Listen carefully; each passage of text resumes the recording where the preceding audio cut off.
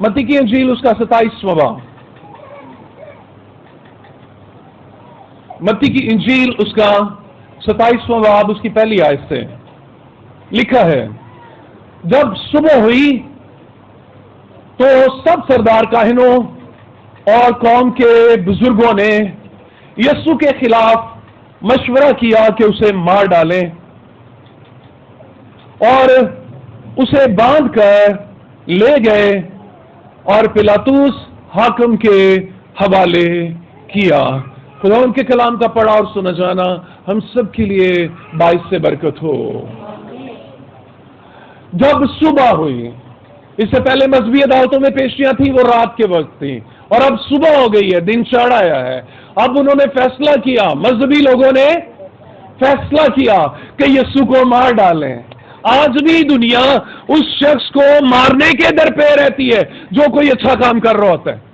آج دنیا اس پادری کے خلاف ہوگی جو ٹرانسفارمیشن کا کام کرے گا، جو تبدیلی لانا چاہ رہا ہوگا، جو لڑکوں اور لڑکیوں کو جہنم کی آگ سے نکالنا چاہ رہا ہوگا، جو نشے کے اڈوں، قمار خانوں کے خلاف منادی کر رہا ہوگا، دنیا اس کے خلاف ہو جائے گی۔ کیوں؟ کیونکہ ان کے اڈے جو بند ہو رہے ہیں۔ آپ کو پتا ہے، میں نے پچھلی دفعہ بھی آپ کو بتایا تھا، ہنا کیوں یسوع کے خلاف ہوا؟ کیونکہ یسوع نے ان کے بازاروں کو الٹ دیا تھا، یسوع نے ان کے منی ایکسچینجرز جو تھے ان کو بھگا دیا تھا، یسوع نے کبوتر فروشوں کی چوکیاں الٹ دی تھی، ہیکل کے کاروبار کو یسوع مسیح نے بند کر دیا تھا، اس لیے مذہبی لوگ یسوع مسیح کے خلاف اٹھ کھڑے ہوئے تھے۔ آج بھی جب آپ کاروبار کے خلاف بولیں گے، آج بھی جب آپ تیل کی شیشیاں بیچنے والوں کے خلاف بات کریں گے، آج بھی جب آپ رومال بیچنے والوں کے خلاف بات کریں گے، آج بھی جب آپ غلط مذہب کا غلط استعمال کرنے والوں کے خلاف بات کریں گے، تو مذہبی لوگ اپنے چیلوں کے ساتھ آپ کے خلاف ہو جائیں گے، اور یسوع کے ساتھ یہی ہوا تھا۔ کوئی نہیں چاہتا ہماری دنیا چینج ہو جائے، ہر بندہ اپنا کاروبار چمکانا چاہتا ہے، وہ بھی اپنا کاروبار چمکانا چاہتے تھے۔ رات کے اندھیرے میں ابلیس کے ساتھ مل کر انہوں نے یسوع مسیح کے خلاف سازش رچائی، اور جب صبح ہوئی تو انہیں پتا تھا، میں نے آپ کو یہ لاسٹ ٹائم بتایا تھا کہ موت کی سزا سنہدرن نہیں دے سکتی تھی، موت کی سزا کا اختیار یہودیوں کی عدالت کے پاس نہیں تھا، موت کی سزا رومی حکومت دے سکتی تھی، اس لیے مجبوراً انہیں یسوع مسیح کو رومی حکومت کے سامنے پیش کرنا تھا، اس لیے مجبوراً ان کو پلاطس کے سامنے یسوع کو پیش کرنا تھا، اور انہوں نے کیا۔ حالانکہ یہودی جو تھے وہ پلاطس کے کوئی خیر خواہ نہیں تھے، یہودیوں اور پلاطس کے درمیان دشمنی پائی جاتی تھی، لیکن جب کسی شریف آدمی کے خلاف کھڑے ہونا ہوتا ہے تو دشمنیاں بھی ختم ہو جاتی ہے، اور ایک ایسا اتحاد بن جاتا ہے جو تھے والے بندے کو اوپر سے نیچے گرا دیتا ہے۔ کہ ان کی وجہ یہ تھی کہ اس نے یہودیوں کو کچلنے کے لیے کئی اقدامات کیے تھے، اور پلاطس نے اپنے دور اقتدار کے آغاز میں یروشلم پر رومی جھنڈے لہرائے تھے، اور یہودی یہ بات ہرگز پسند نہیں کرتے تھے کہ یروشلم پر کسی اور کا جھنڈا لہرائے۔ اس کے علاوہ اس نے ہیکل کی کچھ رقم میں بھی خرد برد کیا تھا، ہیکل کی رقم میں اس نے خرد برد کر کے ایک سرنگ بنوائی تھی، اور جب وہ یہ سرنگ بنوا رہا تھا تو بغاوت ہوئی، یہودیوں نے اس کے خلاف بغاوت کی، اور پھر اس نے بعض گلیلیوں کا خون ذبیحوں کے ساتھ ملا دیا تھا۔ لکھا ہوا ہے نا کہ اس نے ذبیحوں کے ساتھ ان کا خون ملا دیا۔ جب یہودیوں نے پلاطس کے خلاف بغاوت کی تو اس نے ان کو کچلا، ان کو مارا، اس لیے ان کے درمیان میں دشمنی پائی جاتی تھی. وہ یہودیوں کو بڑی حقارت اور نفرت کی نگاہ سے دیکھتا تھا. یروشلم کے لوگ اس سے اس لیے نفرت نہیں رکھتے تھے کہ وہ ان کی نسل سے آپ کو پتہ ہے کہ پلاطس ان کی نسل کا بھی نہیں تھا، وہ ایک غیر نسل سے تعلق رکھتا تھا. وہ اسے اس نسل کے ساتھ بھی قبول کر سکتے تھے، لیکن انہیں اس بات سے نفرت تھی کہ ان کے یروشلم پر کسی اور کو بڑا کیا جائے. اور ایک مرتبہ تو اس نے شہنشاہ کی تصویر کو، بادشاہ کی تصویر کو بھی ہیکل میں نصب کیا تھا. لیکن دشمنی ختم ہو گئی. کب؟ ایک شریف آدمی کو پکڑوانا ہے، ایک شریف آدمی کے خلاف بغاوت کرنی ہے. وہ جو ان کے مذہبی کاروباروں کو بند کر رہے ہیں نا، اس کے خلاف بغاوت کرنی ہے. لیکن یہ یہودی تھے بڑے تیز، بڑے کمال لوگ تھے. یہ اس کو پلاطس کے پاس لے کر گئے ہیں. اب ذرا چلیے یوحنا کی انجیل کے 18ویں باب میں ان کی حرکتیں دیکھیے. یسوع نے کہا تھا ان کو، اے ریاکار فقیروں اور فریسیوں، تم پیالے اور رکابی کو اوپر سے صاف کرتے ہو، اندر سے گندا رہنے دیتے ہو. یہ حرکت آپ کو یہاں پہ نظر آئے گی. یوحنا کی انجیل 18واں باب اس کے 28ویں اور 29ویں 2 آیات لکھا ہے. پھر وہ یسوع کو قیافہ کے پاس سے قلعے کو لے گئے، اور صبح کا وقت تھا، اور وہ خود قلعے میں نہ گئے تاکہ ناپاک نہ ہو بلکہ فسح کھا سکیں. آئی بات کچھ نظر؟ انہوں نے یسوع کو سپاہیوں کے ساتھ قلعے کے اندر بھیج دیا. آپ قلعے کے باہر کھڑے رہے. بھلا کیوں؟ اہی اندر گئے تھی ناپاک ہو جائیں گے، اہی دہلے فسح کھانی ہے. وہ مذہب کی ظاہری چیزوں کو بڑی اہمیت دے رہے تھے کہ اہی اندر گئے نا قلعے دیکھ، کیونکہ یہ غیر قوم کا قلعہ ہے، یہ غیر قوم کی جگہ ہے، ہم نے اس کے اندر نہیں جانا بھائی، ہم ناپاک ہو جائیں گے. اور اب زندگی کے بانی کو، حیات کے سر چشمے کو، مالک دو جہاں کو، رحمت العالمین کو قتل کے لیے حوالے کر رہے ہو. پھر بھی تمہیں مزید ناپاک ہونے کا خطرہ ہے، اور تم ناپاک ہو چکے ہو. تمہاری سوچ ناپاک ہے، تمہارا رویہ ناپاک ہے، تمہاری حرکتیں ناپاک ہے، اور تم صرف ظاہری پاکیزگی کا خیال کیے ہوئے ہو. تمہارا باطن تو ناپاک ہو چکا ہے. وہ بائی ٹھہرے رہے کیونکہ وہ اندر جانا نہیں چاہتے تھے، حالانکہ وہ باطن سے ناپاک تھے. وہ اندر نہ گئے. انہوں نے یسوع کے بارے میں کیا کہا؟ اگر یہ بدکار نہ ہوتا تو ہم اسے تیرے پاس لے کے آتے. وہ یسوع کو بدکار کہہ رہے ہیں. ٹرانسفارمیشن کا کام کرنے والے ہمیشہ بدکار ہوتے ہیں، اس لیے تبدیلی کا کام کرتے ہوئے مت ڈریں، لوگوں کی زندگیوں میں کام کریں. ٹرانسفارمیشن کا کام بڑا مشکل کام ہوتا ہے، تبدیلی کا کام بڑا مشکل کام ہوتا ہے، اور یہ لوگوں کو اکثر پسند نہیں آتا. جب ہم کسی کی تبدیلی پہ کام کر رہے ہوتے ہیں تو یہ لوگوں کو اکثر پسند نہیں آتا، حالانکہ تبدیلی کا کام کرنے والا اپنے آپ کو قربان کر رہا ہوتا ہے. یہ پلاطس نے کیا کہا تھا کہ تم اس پر کیا الزام لگاتے ہو؟ انہوں نے کہا یہ بدکار ہے، اسی لیے تیرے پاس لے کے آئے ہیں. اس نے ان کو جواب دیا، پلاطس نے ان سے کہا اسے لے جا کر تم ہی اپنی شریعت کے مطابق اس کا فیصلہ کرو.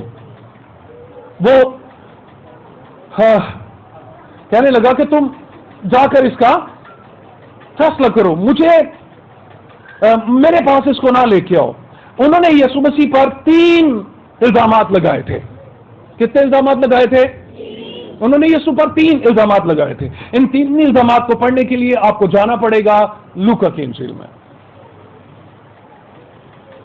لوکا کی انجیل اس کا 23واں باب اس کی 2 آیت لکھا ہوا ہے. پھر پہلی آیت سے پڑھنے لگا ہوں. پھر ان کی ساری جماعت اٹھ کر اسے پلاطس کے پاس لے گئی، اور انہوں نے اس پر یہ الزام لگانا شروع کیا کہ اسے ہم نے اپنی قوم کو بہکاتے. الزام نمبر 1، اسے ہم نے اپنی قوم کو بہکاتے اور کیسر کو خراج دینے سے منع کرتے. اور نمبر 3، اپنے آپ کو مسیح بادشاہ کہتے پایا ہے. ٹھیک جی، کتنے الزامات لگائے انہوں نے یسوع پر؟ 3 الزامات لگائے. نمبر 1, یہ قوم کو بہکاتا ہے, ورغلاتا ہے. ہاں, ہمارے نوجوانوں کو یہ ورغلاتا ہے. دوسرا الزام, یہ کیسر کو خراج دینے سے منع کرتا ہے. یہ کہتا ہے کہ ٹیکس نہیں دینا چاہیے, حالانکہ یسوع نے یہ کبھی کہا تھا؟ یسوع نے یہ کبھی نہیں کہا تھا کہ ٹیکس نہ دو. جب وہ یسوع کے پاس پھنسانے کے لیے آئے تھے کہ اے استاد تو بتا کیا کیسر کو جزیہ دینا روا ہے یا نہیں ہے, تو یسوع نے کہا تھا میرے پاس ایک سکہ لاؤ. وہ یسوع کے پاس سکہ لائے. یسوع نے پوچھا تھا اس پر کس کی فوٹو ہے؟ کہنے لگے کیسر کی فوٹو ہے. یسوع نے کہا جو کیسر کا ہے کیسر کو دو. یسوع نے منع نہیں کیا, یسوع نے ٹیکس دینے سے منع نہیں کیا. انہوں نے الزام لگایا یہ ٹیکس دینے سے منع کرتا ہے. پھر کیا الزام لگایا؟ یہ اپنے آپ کو بادشاہ کہتا ہے. ہاں, وہ اپنے آپ کو بادشاہ کہتا ہے. لیکن آپ کو اس بات کا تو پتا ہے کہ بادشاہوں کے اپنے جاسوس ہوتے ہیں نا. بادشاہوں کے تو اپنے جاسوس ہوتے ہیں. پلاطس کو تو پہلے سے پتا ہونا چاہیے تھا کہ یہ بندہ اس طرح کی سازشیں کر رہا ہے. یہ ٹیکس دینے سے لوگوں کو منع کرتا ہے, یہ اپنے آپ کو بادشاہ کہتا ہے. لیکن پلاطس کے کسی جاسوس نے اس کو کوئی خبر نہیں دی تھی. اس کا مطلب تھا کہ یہودی جو ہے وہ جھوٹ بول رہے ہیں. ہاں, آپ کو پتا ہے جو با اختیار لوگ ہوتے ہیں وہ سیانے ہوتے ہیں. جن کو خدا اقتدار میں رکھتا ہے, جن کو خدا لیڈرشپ میں رکھتا ہے وہ سیانے ہوتے ہیں, اور خدا نے ان کو ذہانت اور حکمت دی ہوتی ہے. کیوں؟ کیونکہ قوموں کے جو حکمران ہوتے ہیں وہ خداوند کی طرف سے مقرر کیے جاتے ہیں. بادشاہوں کے دل خدا کے ہاتھ میں ہوتے ہیں. وہ ان کو پانی کے نالوں کی طرح جیسے چاہے جس طرح چاہے بہا لے جاتا ہے. خدا بادشاہوں کو مقرر کرتا ہے. بابل کے بادشاہ نبوکدنضر کو کس نے حکم دیا تھا جا کر یہودیوں پر حملہ کرے؟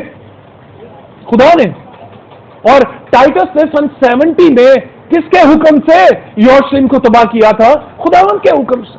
خداوند ہی بادشاہوں کو بناتا ہے اور خداوند ہی بادشاہوں کو معزول بھی کرتا ہے. سو پلاطس کو یہودیوں کی اس وفاداری پر شک ہوا. بلا کیوں بلا؟ یہ تو میرا دشمن سب آج جڑے سکے کی میں ہو گئے. جب دشمن سکا ہو جائے نا, وہ بڑی میٹھیاں گلاں کر لاپ تے تو ہی شک چ پینا ہے. سمجھ آئی نا؟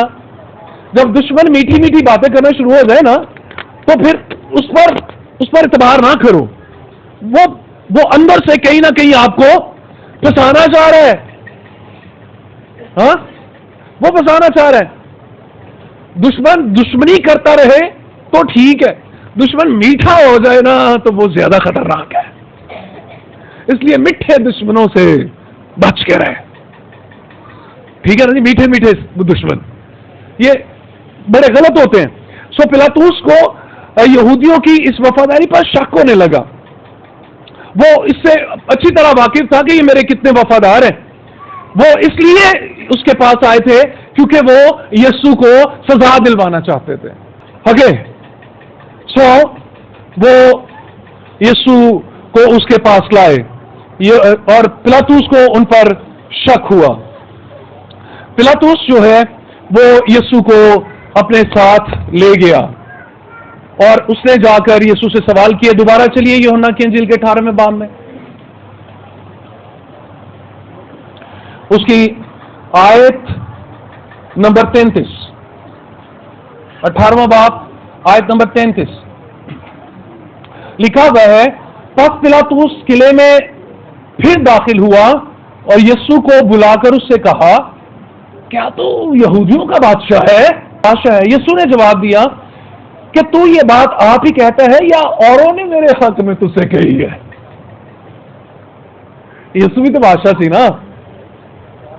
تینوں کنے سکھا کے بھیجی ہے؟ کئی باری بندہ اپنی بولی نہیں بولتا, وہ کسی کی بولی بول رہا ہوں, تو لفظ بھی پڑے جاتے ہیں تو گلاں بھی پڑیاں جاندیاں نے. اب یہودیوں کی بولی بول رہا تھا کون؟ پلاطس. کیا تو یہودیوں کا بادشاہ ہے؟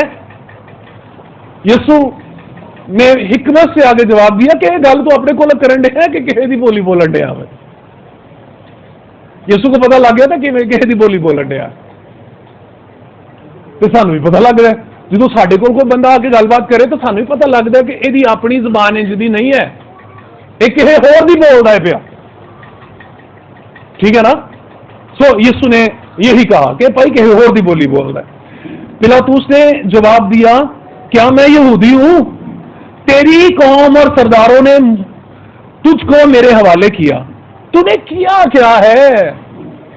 यीशु ने जवाब दिया, मेरी बादशाही इस दुनिया की नहीं, अगर मेरी बादशाही दुनिया की होती तो मेरे खादिम लड़ते ताकि मैं यहूदियों के हवाले ना किया जाता, बस अब मेरी बादशाही यहां की नहीं। पिलातुस ने उससे कहा, बस क्या तू बादशाह है? यीशु ने जवाब दिया, तू खुद कहता है कि मैं बादशाह हूं, मैं इसलिए पैदा हुआ और इस दुनिया में आया हूं कि हक पर गवाही दूं, जो कोई हकानी है मेरी आवाज सुनता है।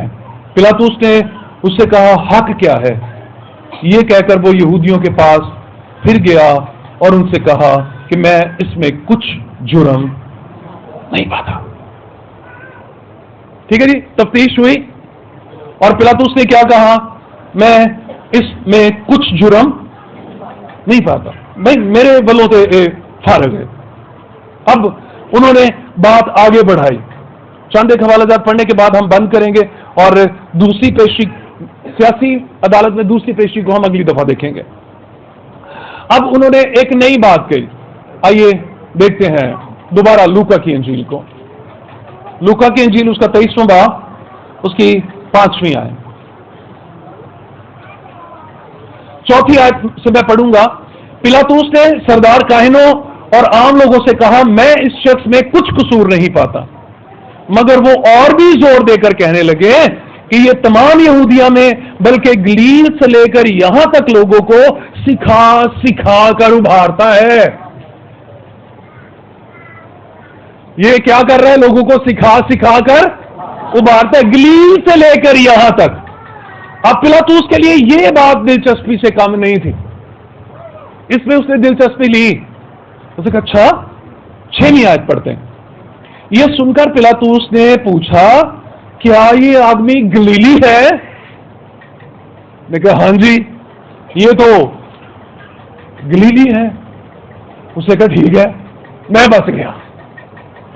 पिलातुस को तो बचना ही था ना, वो नहीं चाहता था कि यीशु को सजा दे। उसने कहा, मैं इसमें कुछ जुर्म नहीं पाता। उसने 7वीं आयत में कहा, और ये मालूम करके कि हेरोदीस की अमलदारी का है, उसे हेरोदीस के पास भेजा, क्योंकि वो भी उन दिनों यरूशलेम में था। पिलातुस ने अपने आप को झाड़ दिया, भाई तुसी केड़ा बंदा इत्थे लै, ये तो साडे थाने दी धूच ही नहीं आंदा, ये तो साडे असर च ही नहीं आंदा। ओ भाई मैं इहदे च कोई जुर्म नहीं पांदा, ये हेरोदीस दे इलाके दा बंदा, गलील दा वे, इहनूं तुसी उत्थे ही लै जाओ, मेरे वालों फर्क, मैं इसमें कुछ जुर्म नहीं पाता।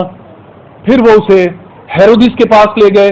हेरोदीस के पास जाकर क्या हुआ, वहां पर क्या बातचीत हुई, हम डिटेल के साथ सीखेंगे और जानेंगे कि यीशु मसीह सलीबी सफर में किस तरह से आगे बढ़ा।